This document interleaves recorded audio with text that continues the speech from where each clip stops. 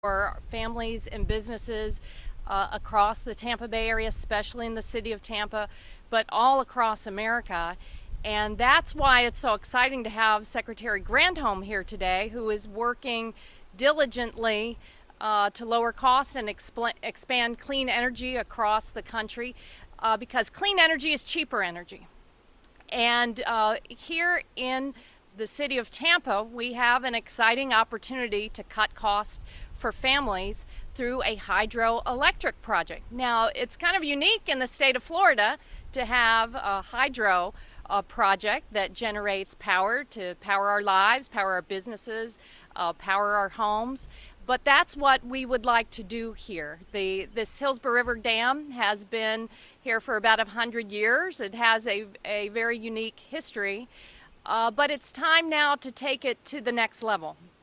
And I'm very proud to be working on another community funding project that would give this hydroelectric project a shot in the arm. You all may know that I chaired the House Select Committee on the Climate Crisis in the Congress and serve on the Energy and Commerce Committee. And there are a number of reasons that we have to turn to clean energy now. The world's top scientists have told us that we're running out of time to reduce carbon pollution to tackle the climate crisis. They say we've got to transition. We've got to reduce our emissions in half by the year 2030 so that we avoid the worst impacts of the climate crisis. We are very cognizant of that fact here in the state of Florida, especially at the beginning of hurricane season, when we have a storm already spinning around off the Yucatan Peninsula and the Gulf of Mexico. But the good news is that we have the tools and technologies to do this right now. And we, in addition to lowering costs for families and businesses, we can create good paying jobs right here in America. And I want to thank Secretary Granholm especially for her work in helping the Congress pass the bipartisan infrastructure law that does invest in communities like Tampa and the state of Florida on electric vehicle charging, on electric school buses, on hydroelectric clean energy projects just like this. And as chair of the Climate Committee, I have convinced the Appropriations Committee in the House to open up community projects to clean energy projects just like this. So, Mayor, I know you're going to make another exciting announcement, but I want you to know that I stand with you, and I'm so proud of what you've done. There's not been another mayor in the city of Tampa before that has hired a resiliency officer, that has planned for these clean energy projects, that is really trying to lower cost while we lift our neighborhoods across this great city. So thank you again, Secretary Granholm, for being here, and thank you, Mayor Castor, for being such an outstanding partner on clean energy and lifting our neighborhoods. So help me welcome the Mayor of the City of Tampa, my good friend, Jane Castor. Thank you. Thank you, Congresswoman Castor. This really is an exciting day that we get to show off our incredible city and some of the projects that we are doing to our Energy Secretary. So we thank you for coming to our fine city. As everyone knows, I am very focused on ensuring that our city is sustainable as far as climate change is concerned. And we're taking a number of steps. We're not just doing one or two things. We are hitting it all from all angles. And I want to thank Whit Rimmer, our Sustainability and Resiliency Officer, for all that he does in our community. We are working on our Sustainability Resiliency Plan, and we are finishing up the roadmap that will take us to hopefully 100% sustainable energy in our community. Now, some of the ways that we are looking to that are clearly solar energy, putting solar energy on a number of our city-owned structures, also working with private companies and businesses throughout the city of Tampa to invest in solar, working with TECO, our good partner that provides our electricity each and every day. Also looking at electric vehicles. We are factoring in electric vehicles into our fleet faster than we can receive them. I don't know if we have anything to do with slowing the supply chain, but we are doing what we can there. Moving our solid waste trucks out to our waste to energy plant that provides that compressed gas that can power those solid waste trucks for the time being. So everything that we can do on the front of sustainability and resiliency and addressing the climate change that is coming to our community. As many of you know, we passed the largest infrastructure bill in the city's history, $3 billion when I first took office, and that is replacing a lot of our wastewater and water pipes that are over 100 years old and are wasting a number of gallons of water each and every day. Also our stormwater. We're in phase 3 of our stormwater plans, ensuring that we are addressing flooding and that we are taking care of the stormwater and making good use of that as well. Now here we are out at our dam. Clearly it's not the Hoover Dam, but we're very, very proud of this particular dam and what it does. It's got a very storied history. As many of you know, it's been blown up in the past, way in the past, but it really is a unique structure that we're very proud of. But what we want to do, we have a permit for 85 million gallons of water a day to pull out of the river. We treat that. We provide our entire city with the greatest drinking water in the nation, but we also supply up to a third of county residents with that as well. So this is a very productive structure and facility out here in the water treatment plant. And I'm very thankful for the city employees that work hard every day to provide that water. But as many of you have heard me say, water is going to be the most precious resource worldwide in very short order. And so we have to ensure that we are saving every single drop that we can. And that's why we have the plan, the PURE plan, to take our 50 to 55 million gallons of treated wastewater a day, bring that back out to this area, put it down, refresh our aquifers, make sure that we slow down the saltwater intrusion, make our river healthier, and also drought-proof the entire region. But today, what we are out here to talk about is an incredible project, and that is the project to put 2 turbines onto our dam that will create energy from the water flow. I don't know if this is the only project like this in Florida, but if it's not the only one, it's one of very, very few. And so we want to put these turbines on here. They will create enough power every day to supply adequate power to up to 75 homes.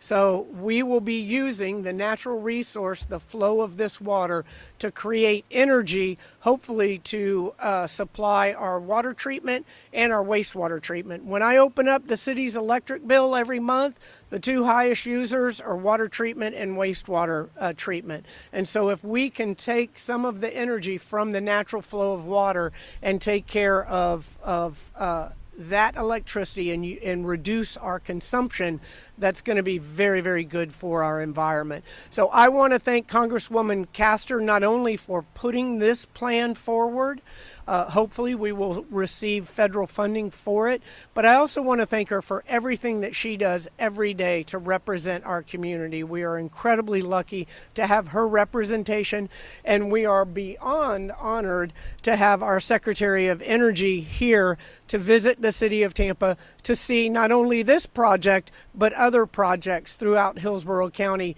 in innovative ways that we are taking steps to address the climate change and to ensure that we keep our community resilient and that we have the sustainable resources to carry us into the future.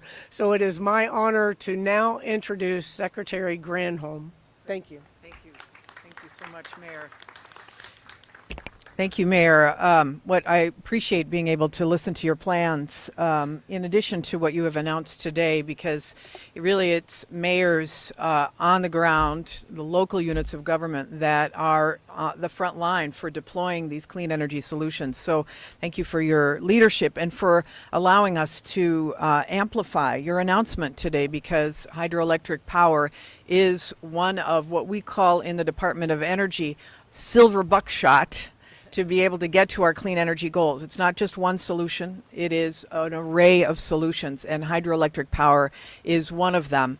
Congresswoman Castor, you have been such an amazing leader in Congress. Thank you so much for your chairwomanship of the Select Committee on the Climate Crisis, for putting all of the climate provisions that were in that bipartisan infrastructure law to the fore. And I'm going to talk about one of them I think could be very helpful in this context as well, but I really appreciate your leadership in Congress and obviously here for Florida. First of all, this hydroelectric power is a hugely untapped resource in the United States. Let me tell you why. There are about 90,000 dams across the country. Only 3% of them actually generate electricity. 50% of them could, but only 3% do. So the fact that this the movement of water generates electricity, and so the fact that here in Tampa, this Hillsborough Dam is now going to be generating electricity is another piece of the puzzle that will get us to the goal of reaching 100% clean electricity by 2035, which is President Biden's goal. And of course, a net zero economy by 2050. Our bipartisan infrastructure law, again, that your congresswoman helped to champion, that bipartisan infrastructure law has $800 million in it for hydroelectric dams, for retrofitting dams, and for the research and development related to next generation technology for these dams. So just to let you know that I know that your efforts in Congress is going to reap benefits here, but for other communities that may have dams that they want to retrofit to generate electricity, there will be a funding opportunity announcement this fall for those who wish to participate and to install the technology, the turbines necessary to do this. Let me say, though, it is, Florida, the Sunshine State, you have so much to offer in this movement to clean. As the Congresswoman said, clean power, renewable power, which hydroelectric power is the cheapest form of power. Solar is, in most places, the cheapest form of power. And we want to reduce costs for everyday citizens, particularly at this moment when the price of fuel, whether it's in the gas car, whether it's in your gas tank or at home, is so high. It's one of the reasons why in that bipartisan infrastructure law, there was $3.5 billion, for example, to weatherize homes for people, to bring down the price of utility bills across the country. There was money that, again, the Congresswoman voted for low-income home energy assistance. Those two programs, weatherization assistance and low-income home energy assistance, Florida got over $260 million to bring down the price of home heating, home cooling for everyday citizens. So the Biden administration is very much focused on this issue of cost and bringing down prices. And one way of doing that is to make sure we have as much renewable, clean energy on the grid as we possibly can. We're going to do this. We're going to get to this clean energy economy. One hydroelectric project, one solar panel, one wind turbine, one geothermal project, one advanced nuclear reactor, one electric vehicle, one battery at a time. And that is all part of the silver buckshot to get to that 100% clean future. Thank you. I'm happy to answer any questions.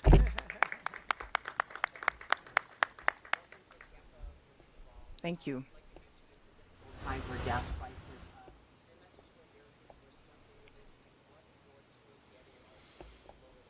Yeah, the president is really focused on, as I say, lowering costs for people. He has used, first of all, let me just say, gasoline is derived from oil. Oil is traded on a global market. So right now, people across the world, businesses across the world are buying gasoline with the same high prices as the United States. Our prices are ridiculously high. If you went to Singapore, you would be paying $9.05 per gallon. If you went to Canada, you'd be paying over $6 per gallon equivalent. You'd be paying over $8 a gallon in Germany. Every leader across the world is grappling with this and how do they bring down prices in the face of a global market. Why is the global market why are the prices so high? There's a couple reasons. One big reason, is that Russia was a big exporter of oil. And all these countries, like the United States, like Canada, like the European Union, have said, we're not going to take Russian oil because we don't want to finance Putin's war in Ukraine. That pulls all of those barrels off the market. Supply and demand means that when the supply goes down, the price goes up. So that's number one. Number two, all of these countries were coming out of COVID, and the oil industry had slowed down production. So it takes time for that to come online. The president has called for both domestic oil and gas producers as well as our global partners to increase production, to put back online the barrels that have been brought offline by the Russian invasion of Ukraine, and to make sure that we can have enough supply as countries like China open up after having been locked down due to COVID. So demand increases and supply doesn't increase, price goes up. Global events around the world impact that price of oil. So here in the United States, what the president has said, he's going to use the biggest tool in his arsenal, which is the Strategic Petroleum Reserve. And he's releasing 1 million barrels per day onto that market to make sure that we at least try to stabilize prices. That 1 million barrels per day is not enough, though, to overcome the amount of oil that has been pulled off as a result of the Russian invasion of Ukraine. And that's why we've asked our allies to also release from their strategic petroleum reserves, which they have. And that's why we're calling for increased production. Ultimately, this price hike that we are seeing globally will likely remain high. And so we want to make sure that at the same time as we are calling upon an increase in supply, that we are also accelerating our future to clean energy solutions. That's obviously medium and long term. What we want to do is to make sure that everyday citizens have access, for example, can afford an electric vehicle where you wouldn't have to worry about the price of gasoline. That we're not at that place yet. But the president has called for Congress in the next step of his agenda to put on, to enact significant relief at the dealership, meaning tax credits at the dealership that would take $10,000 off the price of an electric vehicle. The Department of Energy continues to work on reducing the cost of batteries through both deployment as well as through innovation. So all of those things are what the president is working on to try to relieve the price for families at the pump. Ultimately, we are hopeful that we will see, according to the Department of Energy has an Energy Information Administration, which is an objective entity that does analysis projecting the prices of gasoline. They say that things might stabilize by the end of this year, but that the price of gas is likely to remain above $4 a gallon.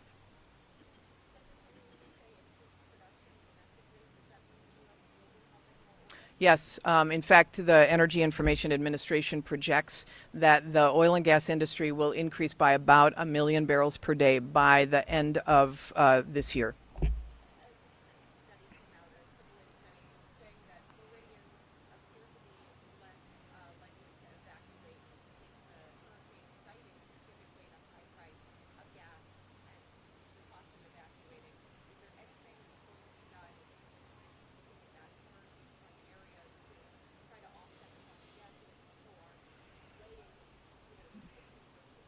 Yeah, no, I mean, this is another reason why we just started hurricane season, right? We're very concerned about that, about making sure people have the means to stay safe. And so the administration is looking at all other kinds of tools on the table. For example, we recently announced that we were increasing the ethanol blend, which reduces by about 10 cents per gallon. I mean, all ways, big and small, that we can try to provide relief. I know a number of states, for example, are looking at gas tax, eliminating gas taxes, et cetera. The administration has an array of things they're looking at to try to make sure that it becomes more affordable for people. But you are right that in these areas in particular, it is a great concern, and I have nothing to announce at this moment, but we are certainly looking at it. How do you ensure that projects like these are like on time and on budget When it's so difficult to to come by, like be on time and on budget? Yeah, I mean, first of all, I mean, I know that you've got great engineers and great folks, and maybe you want to take the on time and on budget, but we want to make sure that we are helping, at least on the on budget side, to provide the means for communities to be able to install the technology that's necessary so that it doesn't end up being paid for by ratepayers. I don't know if you want to say anything about your... Yeah, we're planning, and we're going to move into the plan and design phase. We intend to move this project forward, and we're hoping that we are able to get federal assistance on paying for it. But I believe that you could look at not just my history, but the history of this city of getting projects, large projects, done on time and on budget.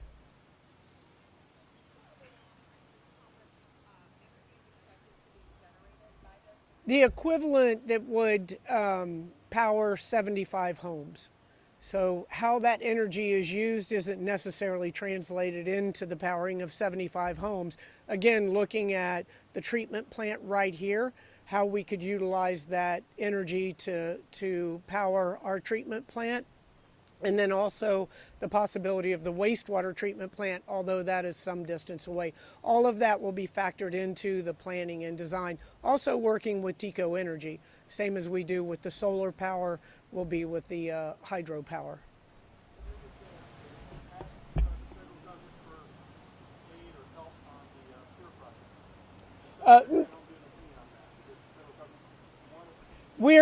We're looking at any funding opportunities, whether it's on the local, state, or federal level. So if there's grant funding available, which there is for those types of programs, we will certainly apply for any grant funding, again, on the state and federal levels.